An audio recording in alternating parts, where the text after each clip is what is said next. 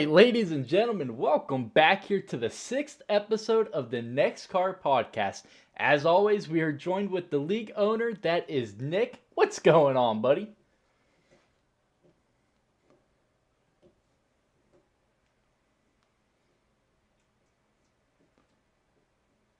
Absolutely, yes, sir. And we have no audio coming through for you.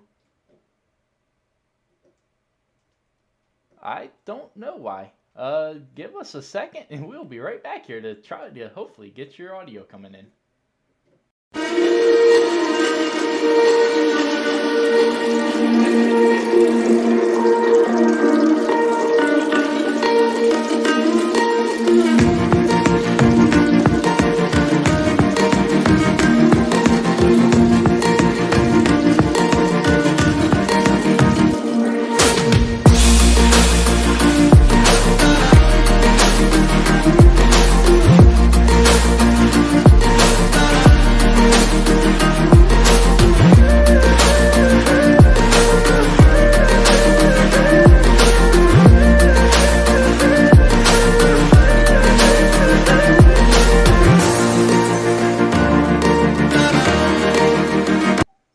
Nick, let's try that again. What's going on, buddy? Not much. Glad to be here on this Monday night with you, Ron. Lots to talk about. Some breaking news for the league, and some interesting topics to go over tonight. So, glad to be here. Absolutely, and I'm glad we finally have your audio coming through. And welcoming to the new podcast, that is Keystone. He made his appearance 2 weeks ago up in the truck booth with us. Welcome to the podcast for your first episode, buddy. Thank you very much. Yes, sir. Unfortunately, Tennessee could not make it here tonight. And like you mentioned, Nick, tonight we have got a ton of topics to talk about for this league. And let's get it started, I guess. So the first order that we have to talk about tonight is we've been talking about for these last couple of weeks, Nick, how we can advance this league, how we can make it even better, how we can make improvements to it. And this week, some major news coming out of it that is not only going to improve the league, but it is going to improve my channel, which improves the content that I'm able to bring you guys for the league. And that is the NEXXTCAR Racing League is now officially sponsored. We have picked up Dubby Energy, and they have decided to come on board with the Arnoggle 9 live streams, the Twitch, the YouTube, the Facebook, and they have decided to now join the NEXXTCAR Racing League in sponsoring our podcast and our racing league. What are your thoughts on that, Nick? Yeah, that's huge news. I've always wanted to have a sponsor on the series or even the whole league as a whole. So for them to hop on is huge. I never felt like it was right or anything to just take a random sponsor and throw it on there when that sponsor is not giving us anything, or they're not say we have crap content and then their sponsors on it. So I always thought do it the right way, and we have, and for them to come on board and is awesome to see. I'm hoping it grows, and obviously it's a new partnership with them, so I'm hoping it grows into something bigger, and for them to sponsor more and more stuff, and maybe bigger discounts, and just more and more as we grow. It will help your channel, obviously, which is great for you, but as league owner, it's huge for us because it's something that I've always kind of wanted to happen. So that's really big. Yeah, absolutely it is. And for everyone that does not know what Dubby Energy is, I didn't know what they were until about 2 weeks ago. And then I reached out to them. I was like, hey, you guys are a brand new company. How about you guys possibly come on board with us, sponsor us? Let's help you help us grow. And you guys can grow as a company as well. So up on the screen right now, you can see a promo code for 10% off. That is Arnoggle9. Just go to their website. It is dubby.gd.com. And just go there, put in Arnoggle9 when you purchase, and you'll get an instant 10% off. But yeah, absolutely. And for those that don't exactly know what they are a energy drink, essentially. They're a G Fuel style powder. And actually, people that used to work for G Fuel stepped away from G Fuel and started this company. So they have closely linked ties to G Fuel, but obviously they're going under a different name, and that is what W Energy is. And they actually have 3 different flavors, Nick. And Yep. I'm excited to try it. You know, I've never was a big G Fuel kind of guy. You know, I just never was into that kind of stuff. Obviously, you know, Monster and all that, but I was never into like a powder energy. And I'm excited to try it. Yeah, no, with some of my health stuff that I have, no, I try to stay away from energy drinks. So, but with this not having no artificial colors, sweeteners, anything like that, seems to be on the healthier side. It no is interesting, and I thought, no, I'm gonna go ahead and buy me some. So I already ordered my first round, and hopefully we can get it. No, I know a lot of their stuff is back ordered due to like pandemic stuff right now, but I'm excited to try it, and hopefully by the next podcast or the one after that, we can have some products to share with you and get their name out there, and hopefully they can grow a little bit as well.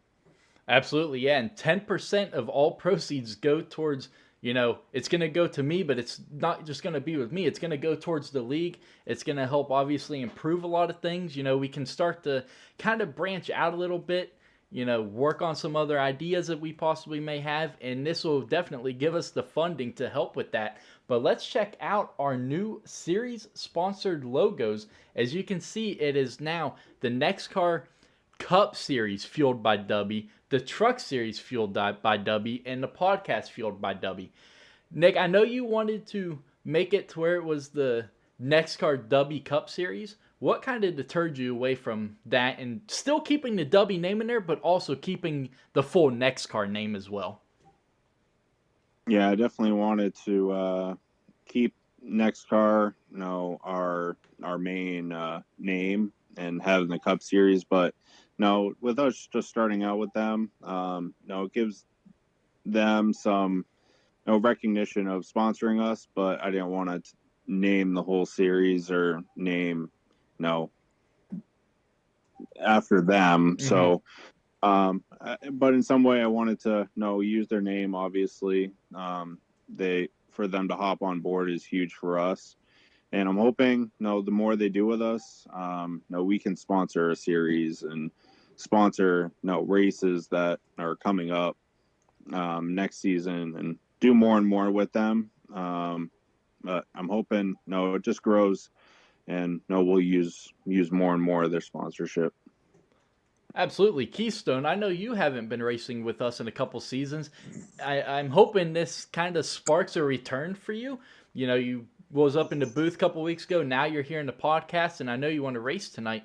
So as a returning, prospector coming to NEXXTCAR, how does this, back when you were here, we weren't even talking about sponsorships, and now this is out there on the table. Yeah, man. Honestly, anybody who runs a league, I mean, you can scroll on Facebook, under NASCAR Heat Communities, and the hundreds to thousands of leagues that people have on this game. Everybody who runs one dreams of having sponsors, getting their name out there, not just, on Twitch and YouTube and Facebook, but everywhere. So, I mean, if anybody told you, no, we're not looking for that, they would be lying. So the fact that, the league actually has a sponsor now, that is a huge stepping stone. I mean, because where does it go from here? I mean, it can only get better and better and better. And it's great. I think it's fantastic. I mean, I think it's going to be, great for seasons to come. And honestly, as a driver, you're, looking for leagues to join. Hey, wait a minute. This league is actually sponsored. Mm-hmm. I could also get my name out there, not just the league name. Mm-hmm. So that also attracts attention from everybody else as well. Yeah, absolutely. And like Nick mentioned earlier, and you hit on that, there's so many leagues out there that run under a quote unquote fake sponsorship. You know, Mm-hmm. there. I'm not gonna throw any names out there, but there are several that they have the Oh, yeah. Hooters, they have the whatever. Well, you know what? This is an actual sponsorship, and that is something that a lot of leagues I don't think can truly say faithfully that they are No. truly sponsored. No, it's and like you said, I mean, there's a lot of they call themselves this certain series and this and all that and stuff like that. But to actually join up and actually have a partnership with those people with that product with that name, there's no proof of it. So the fact that there is actual proof of this says that the stepping stones are getting bigger and bigger and bigger, and it's fantastic. Yeah, absolutely. And, it can only help my channel grow and it can only help the league grow. So definitely looking forward to that. But we are on a very quick, close crunch time here as we do have the Cup Series coming up pretty soon. So let's go ahead and move on to our next topic. That was the Xfinity race this past weekend at Phoenix. Noah Gragson getting it done and with an epic burnout to finish off the race. He's not too shy about them burnouts, and it is absolutely awesome to see. He's always leaving fires out there on the track, whether it's other drivers mad at him or just the tire debris from his burnout burning. Nick, what were your thoughts on this past Xfinity race? Yeah, it was a great race. I love Phoenix as a racetrack with the multiple grooves in it. Tough to pass sometimes throughout the race, depending on your tires, but no, it was a fantastic race, and it doesn't surprise me at all. Gregson running well there. He's had a strong car all year through the 4 races. No, he hasn't finished worse than second. So he, yeah, his burnout was insane, burning the place down. No, I love his burnouts, and then climbing the fence after. Mm-hmm. Fans love him. Some hate him he is an aggressive driver, but his aggressiveness, if he's getting top 2 finishes throughout the whole year, keep driving your ass off, kid. Keep doing what you're doing. There's with just junior motorsports in general, they're always strong at Phoenix. So glad to see him win. Josh Berry had a good finish as well. So there's a lot of good drivers up front, but congrats to Noah. No, he's running his ass off this season. So yeah, absolutely. And someone I really want to point out here, and that is Trevor Bayne. In just his second start in his return to NASCAR, the man grabbed his second top 5 finish. He had the pole, and then he finished 4th. So the dude is on one heck of a return to NASCAR, and it is absolutely amazing to see. Yeah, I like Trevor. I saw him win his 500 in 2011. I was at that race, and I think just seeing him win, being a rookie, and I enjoy watching him race, and he's a really good dude. I think he has really good speed in the car, and to just hop back in after 2 races and get top 5s or top 10s is great. So good for him. I hope he can keep it going and run more races. Hopefully he can get a full-time ride next year with them. That would be cool to see. But yeah, he's someone to look out for. I'm hoping he can grab a win at one of these tracks he's racing this year. That'd be cool to see. What you got, Keystone? Oh, it's just, Nick hit it spot on. The years that he spent in the Cup Series, his win at Daytona, the day after his 21st birthday, the whole Cinderella story. But after that, everybody was like, well, this kid's supposed to be great. Where's he at? And just the pressure that he had on his shoulders, just honestly, he was Matt DiBenedetto before Matt DiBenedetto showed up. He's got the talent level. He just needs a little bit more. Mm-hmm. And drop him back down, to the Xfinity Series. Maybe that can be a boost. Run a full season there or 2 seasons, get everything. Get back to the understanding of everything, especially now with the next gen cars coming and stuff like that. It's everybody's learning about the cars. Absolutely. It's a clean slate for everybody. So who knows? Maybe he can get another Cup ride and show a little bit more talent than what people think he has. Mm-hmm. Yeah, absolutely. I mean, the kid's definitely extremely talented. And, I mean, just 2 years ago, he was running his own coffee shop. So now he's back in the car, and just definitely a great turnaround story for the kid. What else y'all need to talk about in Xfinity? I'm trying to think if there's anything else big in that. No, not really. I think just the main story is, Gregson and his consistency is the big one. Mm-hmm.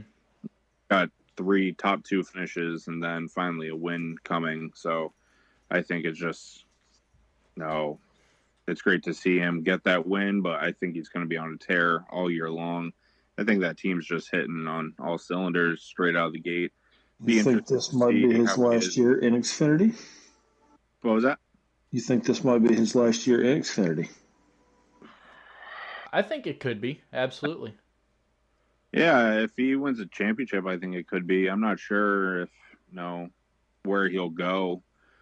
If he does move to Cup, I'll have to see, who's done after this Cup season. Mm-hmm. Maybe Junior starts that Cup team. Yeah, see where he could possibly go. Yeah. Maybe it's even, colleague or something like that. Mm-hmm. I don't know what they're gonna do with Allmendinger and Haley, but no, I could see him going to Cup. It's just with the right team. Yeah. So we'll see. Absolutely. All right, well, let's move on to the Cup race. What a race it was for sure. Start us off with it, Nick. Yeah, where to start? Man, I watched most of the race, not all of it, but I think it was a huge win for Briscoe. Obviously, his first Cup win. That was the story leaving there. And then just one surprise is just Chastain. Him, 2 second-place finishes, and he's driving the wheels off the thing. But even Suarez finishing 9th in the race, like that team is seems to be an underdog, but I think they're right there with every other team. I think just the different manufacturers that have won, the teams that have been running up front, it's a mixed bag of everyone right now. I don't think there's one specific strong team, which we kind of hinted at the beginning. Even before the season, we talked about what team's going to come out of the gate. And it seems like, depending on the track, different teams are hitting on different things at different times and different tracks. So it's just interesting to see everyone running, and how they're doing at each track. If you look just up and down the top 10, there's multiple different teams, manufacturers, and that's a really good thing to see. It's not the same people, up at the front. Or if you are seeing new people, it's new teams, and they're just as fast as those bigger, Hendrick and Gibbs teams. So it's really good to see. The racing overall is really good. It wasn't. I don't think it was better than California or Vegas or anything like that, but it was probably the less of those races. But it was still really good racing. It was just. They are trying to go back to old school, NASCAR racing, And I think you're definitely getting that with that car. I think we're seeing it. It's not, single file. There's a lot of side-by-side racing, a lot of different grooves, especially at Phoenix. So it's really good racing to see this so far this season. Absolutely, yeah, and that's something that we hinted at before the season even started was how much different is the racing going to be this season, and it has been amped up significantly. Everyone seems to be running in bigger packs. Everyone's able to make moves, it seems like, that they weren't exactly able to make before. And something I was definitely interested about with going to Phoenix is everyone cuts that dog leg. Well, with that rear diffuser, you've got to be careful with that because that is one hell of a bumpy ass ride. Mm-hmm. And you cannot afford to lose that rear diffuser. And Kyle Busch was the first one to go down there, and he was not shy about it. The first time through there, he went down below there, and he made it work. And then everyone was like, hey, we can make this work. The car's not bottoming out. We're not losing that rear diffuser. And then especially on that, I think it was the last restart when they were like 6 wide going there into turn number 1. That was absolutely insane. Honestly, I think everybody expected it. Even the announcers was like, watch the dog leg on this restart. And sure enough, the moment that as soon as they got back in the throttle across that start-finish line, it was like bees to a beehive, just zoom, everybody. But one of the biggest things that I'm surprised to see so far this season of the 4 races is how well RCR is doing now. Yes. Mm-hmm. Austin Dillon and Tyler Reddick, those two have been top 10 all season. Reddick especially flirting with wins the last 2 races. Dillon almost had a chance at California. He had a little bit of late trouble yesterday, but I still think he managed to fight his way back to like 11th or something. I can't remember. 21st. 21st. Yeah, that's right, because he wrecked out on the last lap. Someone wrecked him. Yeah, Kyle Busch. Yes, it was. Turd. But yeah, that team has definitely got something figured out, and I see RCR winning multiple races this year with multiple drivers. Oh, absolutely. And, and they close, the first 95% of the race, Kurt Busch was absolutely nowhere to be found. And then the homeboy comes out of nowhere and grabs that 5th place finish. That was great to see him finally get up there and have some success. Ryan Blaney grabbing the pole. The first couple races this season have not been kind to him. Yeah, he finished 3rd at Daytona, and then he backed that up with an 18th place finish, and then a 36th last week at Vegas. So it was finally nice to see him get that, top 5. Some of the other guys, Kevin Harvick, he hasn't had the strong start to the season I think he was hoping for. They still look a little laggy at SHR, kind of carrying over from last season where they just absolutely struggled. Besides Eric Almirola getting that 1 win, that was about the biggest highlight that they had last season. Suarez, that man's on fire. Chris Buescher, unfortunately, his new teammate and team owner is nowhere to be found, but Chris Buescher's out there making some big moves and a big name for himself in that 17. Yeah, I just think this car's it's almost leveling the playing field. Mm-hmm. I mean, because of how new it is, everybody's still trying to figure out what it can, what it will do, the limitations on it.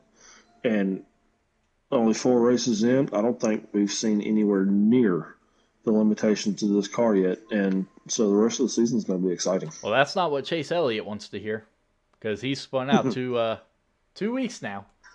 Yeah. How you doing, Nick? Great. Fantastic. No, I saw him up front. I was like, how is he going to choke the way now?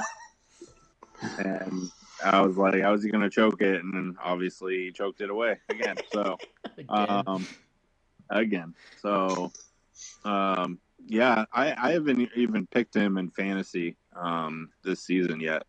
I think I picked him at Daytona, and that was it. But other than that, I really didn't. Or I think I picked him at California, but I didn't pick him at Vegas or at Phoenix. And yeah, he's been struggling. No, he's had a fast car up front, and then all of a sudden, last stage, he just goes backwards, and it's just been frustrating. Or no, he just chokes on God knows what. So starting to turn into Denny Hamlin.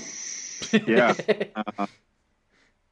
so it's a bit frustrating, but yeah, I can agree with RCR on Keystone's point. Mm-hmm. They've been really strong, especially with Reddick. He's definitely carrying the team right now. The three's been kind of around 10th mid pack, but Reddick's been up front most of the year, so he seems to be contending, and I think the car kind of works in his favor. Not having a lot of grip in the car, and he's kind of like a Kyle Larson.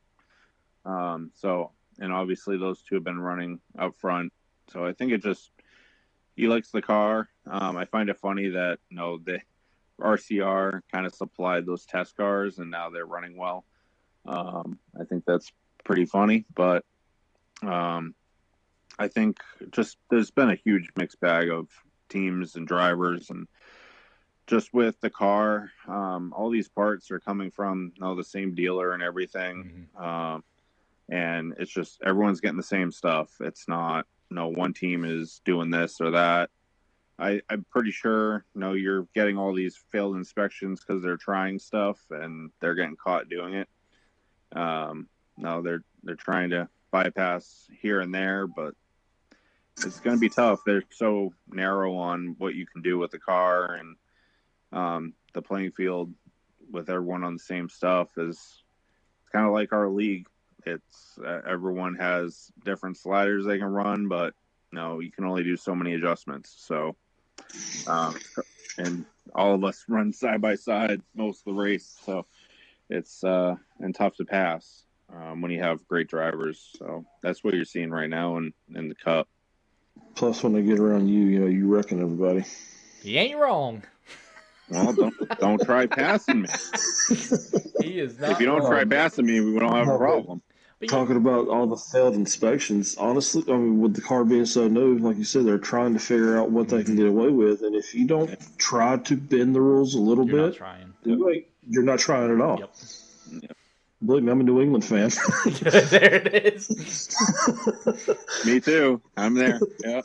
Jason, how about Blaney getting the first pole? Yeah, man, that was great to see. It was great to finally see some speed in that car. Like I said, he struggled the first couple races. But something I really want to hit on is his team, the crew, finally got their shit together this week. He did it. He had that one speeding penalty to start the race off, and then they had that one incident with the right rear. The lug nut came out of the gun, which you never want to see that happen. But they finally actually got their shit together, because at Auto Club, it was anything but that. It was every pit stop they were having issues. The dude was losing 9, 10, 11 spots on pit road.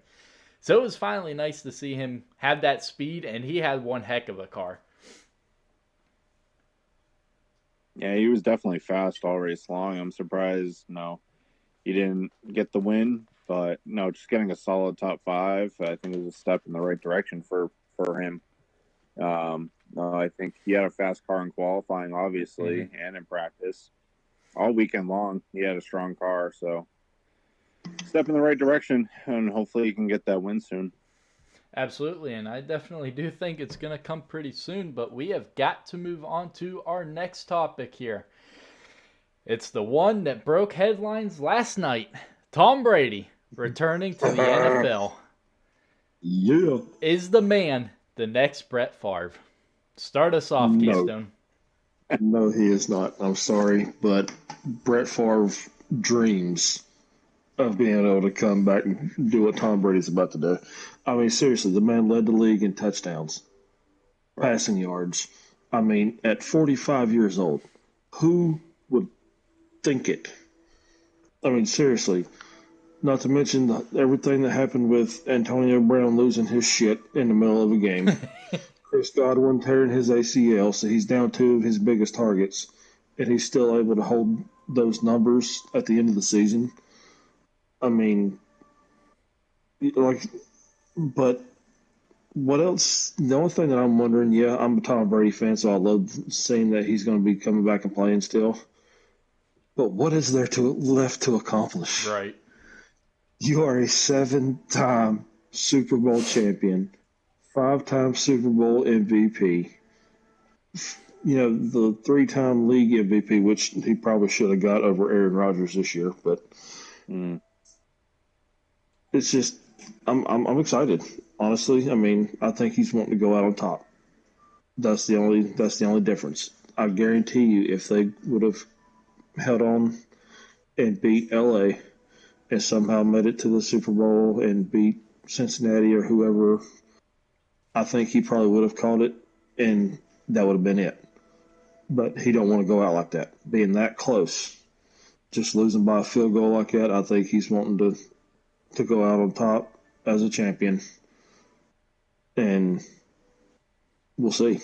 I mean, because the whole thing with Rodgers, yes, he's a great quarterback, but they suck in the postseason. Mm-hmm. He is worse than Peyton Manning was in the postseason. And that's hard to do. And that was bad, yes. And it is, the whole Rams thing, who knows what's going to happen with that team. They spent all that money and everything, so who knows if that team's actually going to stay together and whether they're going to perform the way that they did this year. Russell Wilson is no longer in the NFC, so therefore that's leaving – there's 1 or 2 teams in the NFC that the Buccaneers really have to worry about. That's it. So we'll see. What you got, Nick, being a Patriots fan and seeing your probably favorite quarterback ever making his return, but not for New England? Yeah, no, I'm surprised, honestly. But yet again, I'm not. Like, it's Tom Brady, and he's so competitive that I just feel like Keystone said, I think him losing that way and going out, I don't think it's in him to do that. I think he's just gonna come back and try to make one more run at it and get one more Super Bowl, which the guy has accomplished everything he can in an NFL career, and yet he's still trying to win Super Bowls. It's just how he's built, just different. And he's just no, he's accomplished so much, and he's still at 45 is like, no, family can wait. I'm going to go win another Super Bowl. Mm-hmm. Honestly, I think he's coming back because he's seen gas prices spiking the way they are. Said, "Shit, I can't afford to not play."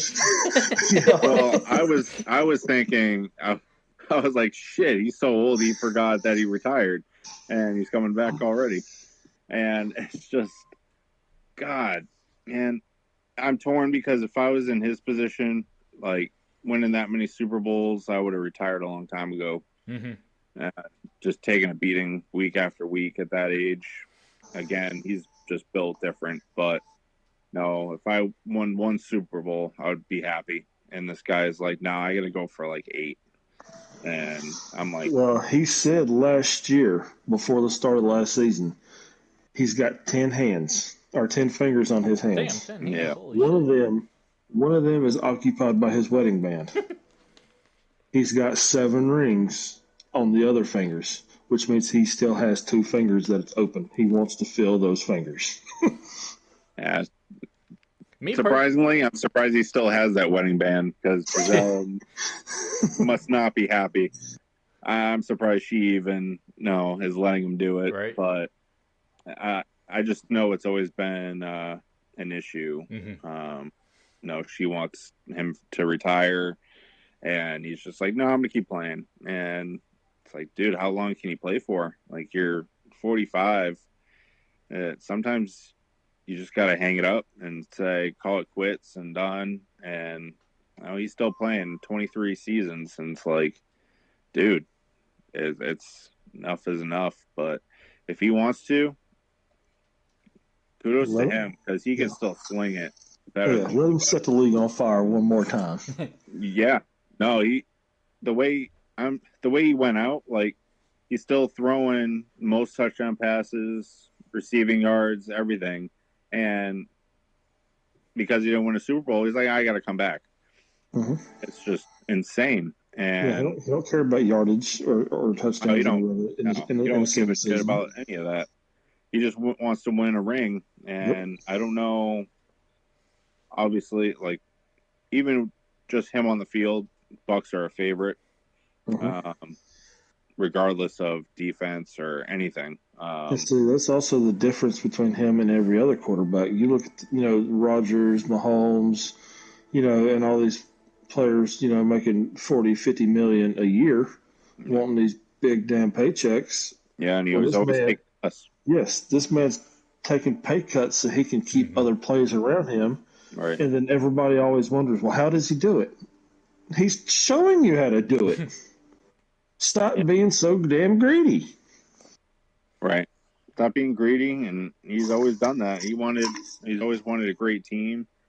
Him being in New England, he the best receiver he's probably had is Edelman, and obviously Randy Moss, 07, 08, but it's like, dude, no, he hasn't had flashy receivers other than that. He's always had lesser guys. Edelman, Welker, and Branch. Right. Like Troy Brown. And it's just David Givens. Yeah. And obviously, he had great tight end in Gronkowski, but he never had crazy wide receivers that could go on, and he never had stuff like that to throw to. So no name players just coming out of the draft or not even undrafted free agents. Yeah, and you would just throw to them, and doesn't matter who they were. You'd get the ball to them, and he's built different, and I think you'll be right there. Obviously, I think they can make playoffs, and hopefully they can win a Super Bowl so we can just call it quits, because I think everyone's kind of sick of them running the league for 23 years. No. Yeah. I agree. I'm not. We can go one more year. I'm a Pats fan, but I grew up watching Brady. So yep, I did too. As long as he's playing, I don't care. Like I still root for him, even though he's in Tampa. So. All right. Well, we got 20 minutes, so we got to move on to our final topic of the evening, and that is the upcoming Atlanta race. They recently just repaved it. A lot of changes to this track. The banking is higher. Everything about this track basically changed. Start us off with your thoughts on next weekend, Keystone. Honestly, I'm super excited to see how this is going to go. I mean, the way that they've, because I've always loved Atlanta, the track itself. I mean, that place, it's fast. I mean, a lot of hard racing there. The fact that they've increased the banking. It's a mini super speedway. Yes, it's going to allow those cars to sit in the corners more, which means it's going to be more speed, more downforce. But that's where it also gets tricky because they've narrowed it. Yeah. So they're going to have less room to race on, which is going to make it tighter, which is going to make for a very, very interesting race. I'm anxious to see how practice and qualifying is going to turn out before the race even happens Sunday. But when you get all 40 cars on that track Sunday, because not only are, as we've discussed already, everybody's still trying to figure out the cars. Now you're trying to figure out the track too. Yep. So trying to figure out a car and a track come Sunday, everybody's a rookie. Yeah, absolutely. And so it's definitely going to be a wild ride. Oh, absolutely. These guys are going to have the speed of a super speedway, but like you mentioned, this track is narrow like Darlington, and that is just a recipe for disaster and great racing. We might have a new lady in black. You probably ain't wrong, because like you said, these drivers have not been out there with all 40 cars out there at the same time. They had some winter testing, but that's not the same. I mean, you're talking maybe 5-7 cars out there. So it's definitely going to be interesting with practice and qualifying and see how these drivers can handle the new track with the new cars. What you got, Nick? Yeah, it's definitely going to be interesting for them to go to newly paved track. Nice, smooth, and it's no higher banked, and then you're going to go with a plate package. That's scary. That's a scary. But the racing, I think, is going to be insane. It is literally a crapshoot who's going to win this race. Mm-hmm. It's going to be like a super speedway. Anyone can win. That drafting in a pack on a probably half the width of Talladega. That's nerve-wracking just thinking about it, let alone driving it.